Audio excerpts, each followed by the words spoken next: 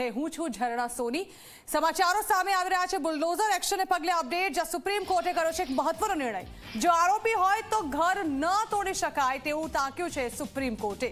તેમનું કહેવું છે કે લોકોના અધિકારો છીનવી ન શકાય। જો કોઈ અધિકારી મનમાની કરશે તો તેના વિરુદ્ધ કાર્યવાહી કરવામાં આવશે। ઘર કોઈની પણ સુરક્ષાની પ્રથમ ઉમ્મીદ હોય છે તેવું પણ સુપ્રીમ કોર્ટે કહ્યું છે। ફક્ત આરોપી હોવાને કારણે ઘર તોડી પાડવું એ ખોટું હોવાનું સુપ્રીમ કોર્ટે ટાંક્યું છે। ઉલ્લેખનીય છે કે છેલ્લા કેટલાય સમયથી આ બુલડોઝર એક્શન જે છે તે દેશભરમાં છવાયેલું છે। મોટાભાગના રાજ્યોમાં જે પણ આરોપી હોય તેમના ઘર તોડી પાડવામાં આવે છે।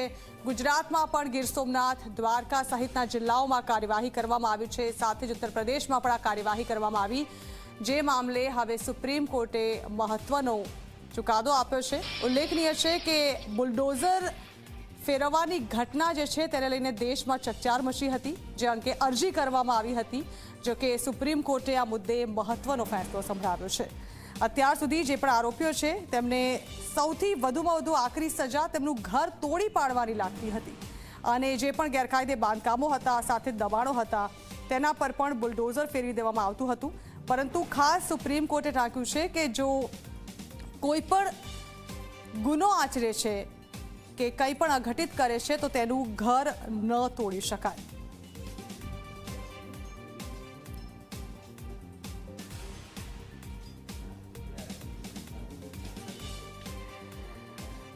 તો સુપ્રીમ કોર્ટના આ ફેસલાને પગલે હાલ ચોક્કસ એવું કહી શકાય કે કેટલાય રાજ્યોમાં તેની અસર જોવા મળશે, કારણ કે મોટા ભાગે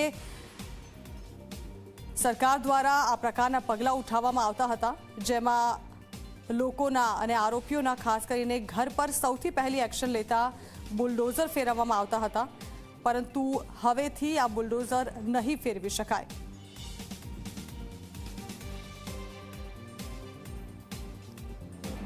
બુલડોઝરની કાર્યવાહી જે કરવામાં આવતી હતી વિવિધ વિસ્તારોમાં, તેના પર સુપ્રીમ કોર્ટે રોક લગાવી છે। હવે જો કોઈ પણ જાતના એક્શન લેવા હશે તો તેના પહેલા કોર્ટની પરવાનગી લેવી પડશે। ઉલ્લેખનીય છે કે 3 રાજ્યોમાં દેશના બુલડોઝર એક્શન લેવામાં આવ્યા હતા, જેના પર સુપ્રીમ કોર્ટમાં સુનાવણી કરવામાં આવી। જમિયત ઉલેમાએ હિંદની અરજી જે હતી તેના પર સુનાવણી કરતા કોર્ટે આ મહત્વપૂર્ણ ફેસલો કર્યો છે અને કહ્યું છે કે જો કોઈ અધિકારી આ મામલે મનમાની કરશે પણ તો તેની સામે કડક કાર્યવાહી કરવામાં આવશે। એટલે કે જો હવે બુલડોઝર એક્શન લેવામાં આવી તો બુલડોઝર એક્શન લેનાર પર પણ કાર્યવાહી કરવામાં આવશે। આ અંગે વધુ વાત કરવા માટે સહયોગી જરક સુતરિયા અમારી સાથે ફોન લાઈન પર જોડાઈ રહ્યા છે। જરક, આ એક સખત ટિપ્પણી કહી શકાય સુપ્રીમ કોર્ટની, અને મહત્વપૂર્ણ છે આ જે અરજી કરવામાં આવી હતી જમિયત ઉલેમાએ હિંદ, અને તેના પર સુપ્રીમ કોર્ટે હવે જે ટિપ્પણી કરી છે તે અતિ મહત્વની છે, જે 3 રાજ્યોમાં બુલડોઝર કાર્યવાહી કરવામાં આવી હતી। હવે જો અધિકારી મનમાની કરશે તો તેના પર કાર્યવાહી થશે। જાણવા માંગીશું કે કઈ રીતે અને કેટલો મહત્વપૂર્ણ ફેસલો કહી શકાય આને? જરા આપણે બધા જાણીએ છીએ કે ખાસ કરીને ઉત્તર પ્રદેશની વાત કરીએ આપણે, પણ ઉત્તર પ્રદેશની અંદર જ્યારે એક આરોપી જ્યારે પકડાય છે તો એના પરિવારને સજા આપી દેવામાં આવતી હતી, પણ સુપ્રીમ કોર્ટે સ્પષ્ટ ભાષામાં કહ્યું છે કે બુલડોઝર એક્શન પર હાલમાં કાનૂનનું ઉલ્લંઘન છે। એક આરોપી સામે પૂરા પરિવારને તમે સજા ન આપી શકો, આ પ્રકારની વાત સુપ્રીમ કોર્ટે સખત ભાષામાં કહી છે। અને એ ત્યાં સુધી કહ્યું છે કે આરોપી હોય તો ભલે, પણ એને સજા મળવી જોઈએ, નહીં કે એના પરિવારને, અને એના પરિવારને જ્યારે તમે સજા આપો છો એનું ઘર તોડવું એ બિલકુલ વ્યાજબી નથી। આ ઉપરાંત કોર્ટે સ્પષ્ટ કહ્યું છે કે કોર્ટમાં જે છે આખા દેશની અંદર કાનૂનનું રાજ છે, કાયદાનું રાજ છે, નહીં કે બુલડોઝર રાજ। બુલડોઝર એક્શન પક્ષપાતપૂર્ણ હોઈ જ ના શકે, આ પ્રકારની વાત હાલમાં સુપ્રીમ કોર્ટ તરફથી કરવામાં આવી છે। આ ઉપરાંત પણ સુપ્રીમ કોર્ટે જે ટિપ્પણીઓ કરી છે એને સમજવાનો પ્રયત્ન કરીએ તો સુપ્રીમ કોર્ટે સ્પષ્ટ કહ્યું છે કે ખોટી રીતે જો ઘર તોડવામાં આવ્યું છે તો એનો જે છે એને રિફંડ આપવામાં આવે, એનો મુઆવજો પણ એને આપવામાં આવશે, એને પૈસા આપવા જોઈએ, કારણ કે તમે ખોટી રીતે એ વ્યક્તિના ઘર તોડ્યું છે, વ્યક્તિને સજા મળવી જોઈએ, પણ એ સજા એના પરિવારને ન મળવી જોઈએ। એ સજા માટે વ્યક્તિ જિમ્મેદાર છે, એ પરિવાર જિમ્મેદાર નથી, અને એનું ઘર કે જ્યાં આખું પરિવાર રહે છે તો આ રીતે તમે ન કરી શકો। જિમ્મેદાર અધિકારીઓને પણ છોડવામાં નહીં આવે આ પ્રકારની વાત પણ સુપ્રીમ કોર્ટે કરવામાં આવી છે અને હાલમાં સુનાવણી ચાલી રહી છે અને હાલમાં જે પ્રકારની ઘટનાક્રમ સામે આવી રહ્યું છે કે સુપ્રીમ કોર્ટ આખા મામલામાં બુલડોઝર મામલામાં સખત એક્શન લઈ રહ્યું છે અને એક વાત એમને કહી રહ્યું છે કે સરકારની શક્તિઓનો દુરુપયોગ ન થવો જોઈએ, નંબર 1.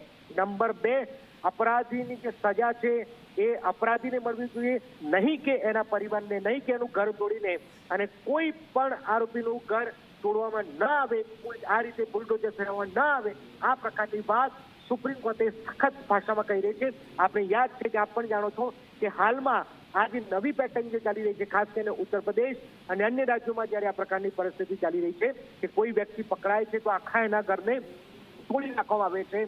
પણ આ પરિસ્થિતિ વચ્ચે સુપ્રીમ કોર્ટની આ જે વાત જે છે એ સ્વાભાવિક છે કે આવનારા સમયમાં એક મોટો મેસેજ લઈને આવી રહ્યો છે અને સુપ્રીમ કોર્ટે સ્પષ્ટ કહ્યું છે કે આ દેશમાં સંવિધાનનું રાજ છે, કાનૂનનું રાજ છે, નહીં કે બુલડોઝરનું રાજ. ઝરણા જી બિલકુલ આભારજનક. તો મહત્વપૂર્ણ ટિપ્પણી, જો ખોટી રીતે ઘર તોડવામાં આવશે તો હવે વળતર આપવું પડશે, એટલે કે જે ગુનો આચરે છે તે ગુનેગાર સહિત આખા પરિવારને તેની સજા ન મળવી જોઈએ. ઉલ્લેખનીય છે કે ઉત્તર પ્રદેશ સહિત અનેક રાજ્યની સરકાર બુલડોઝર એક્શન પર હાલ છેલ્લા થોડા સમયથી વધારે ભાર આપી રહી છે અને આ બુલડોઝર એક્શન પર રોકની માંગ કરવામાં આવી હતી, જે અંગેની અરજી કરવામાં આવી હતી. સુપ્રીમ કોર્ટમાં જમિયત ઉલેમાએ હિન્દ સહિત અનેક લોકોએ આ મામલે સુપ્રીમ કોર્ટમાં અરજી કરી હતી.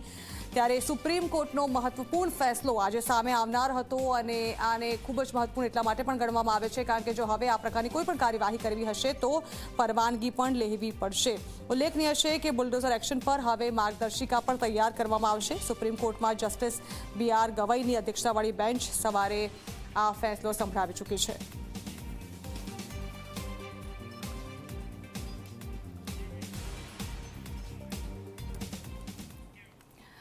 અને હવે જોઈએ અન્ય સમાચાર. વાત કરીએ સૌથી મહત્વપૂર્ણ મુદ્દાની અને આજનો આ મુદ્દો છે બનાસકાંઠાની વાવ વિધાનસભા બેઠક પર પેટા ચૂંટણીને લઈને.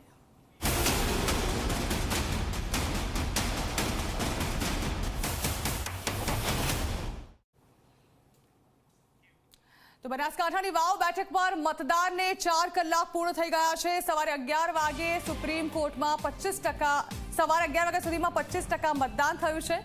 સવારે 4 કલાકમાં વાવ બેઠક પર 25% મતદાન થયું છે, જ્યારે કે મતદાનને લઈને લોકોમાં ઉત્સાહનો માહોલ જોવા મળી રહ્યો છે. ઉલ્લેખનીય છે